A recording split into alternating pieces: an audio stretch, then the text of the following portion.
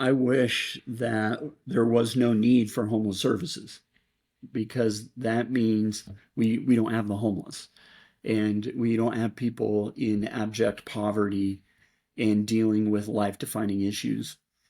Um, one of my wishes would be for the greater community, um, to to realize that there's in the vast majority of cases there is a reason the person is homeless. And as the person who is homeless, the, at the moment they're seeing him, that person is very likely just trying to cope and stay alive. And so being careful not to judge, because we don't know the deeper issues that is going on in a person's life. One example, this person has now passed away, but he was in combat, multiple tours in Vietnam. He was suffering post-traumatic stress, came back home, is married, children.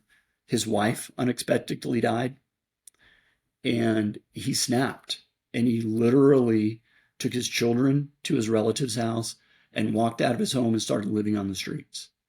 And he was so emotionally traumatized by his experience, um, in war, and the sudden death of his wife, that he emotionally just could not, um, bear with it, and emotionally he snapped and he walked outside and started drinking.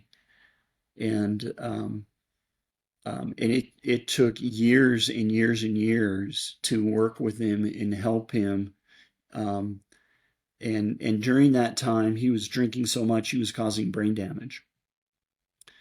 And so in the end, when he joined our program, and he was able to achieve recovery, it was years and years later. But now he was dealing with the result that he had damaged his brain so much from alcohol. And uh, but nobody wants to experience that kind of trauma. Mm. And if, as a community, if we are very careful before we judge the homeless person, and we drive ourselves to compassion first, uh, then our entire community would be better.